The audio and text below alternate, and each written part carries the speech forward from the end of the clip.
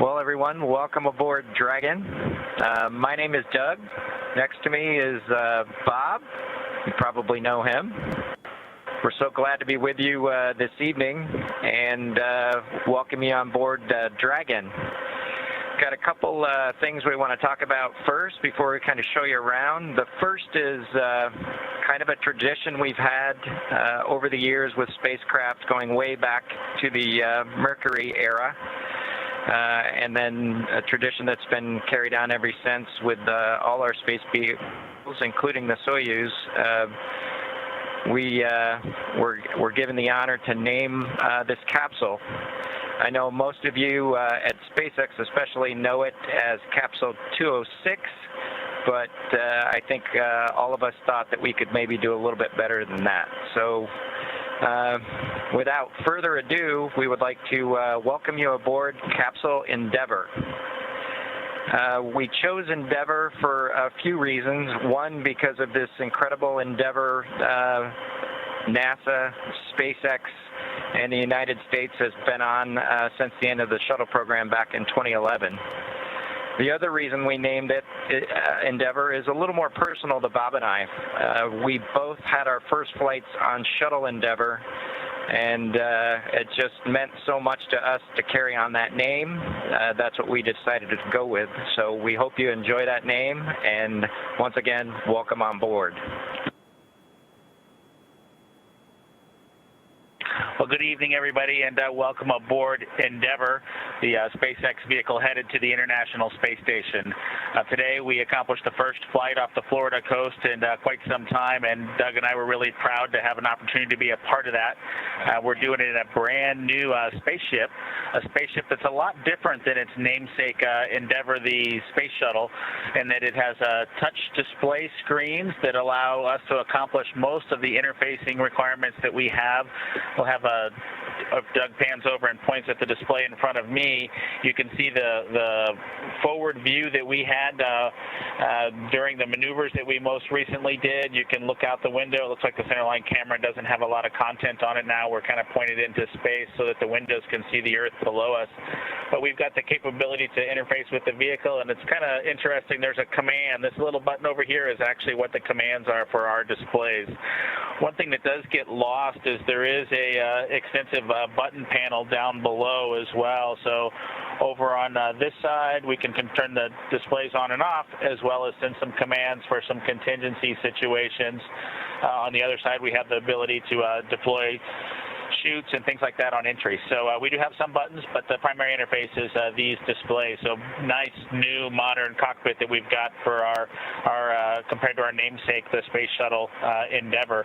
I'm going to migrate a little bit away from our seats here, and Doug from his seat is going to continue to try to follow me so you can tell what can be seen from the seat that he sits in.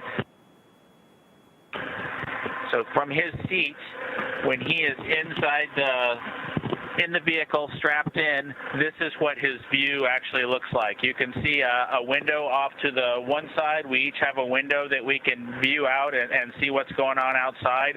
That was exciting on ascent for us to be able to see the arm rotate away from the pad, and that's when we both, I think, knew that we were going to launch today. So that was super cool. I've got one on my side as well. The hatch that we came in is the hatch that's right behind me. It is a little bit of a tight quarters, but I'm going to try to demonstrate some of the capability that we have now that we're in zero gravity. So I think I was requested to do a backflip. I'm going to kind of do a side spin, which is a little bit of a permutation on that request. So hopefully you can see what it's like to actually float in zero gravity, and Doug and I are super excited that we got the opportunity to do this again today, even before the end of May. So that was super cool.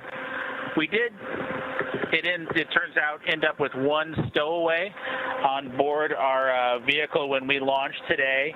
It was not just Doug and I who accomplished the launch here. We do have an Apatosaurus aboard. We both have two boys who are super interested in dinosaurs.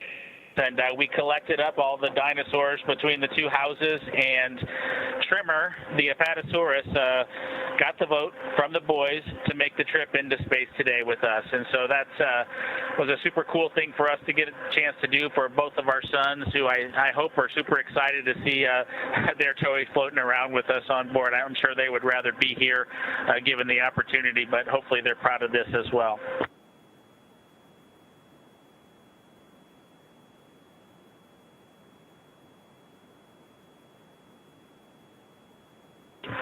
Okay, as we work our way towards one of the windows, unfortunately it's getting a little bit dark, but I don't know if Bob can pan over here. We just passed off of the coast of Newfoundland, and we're headed over to over the Atlantic right now.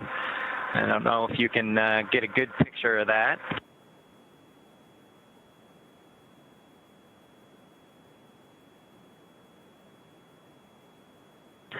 Anyway, hopefully you enjoy that view as we pass over the Atlantic, and I think with that we will work ourselves back into the seats and wrap things up for this evening.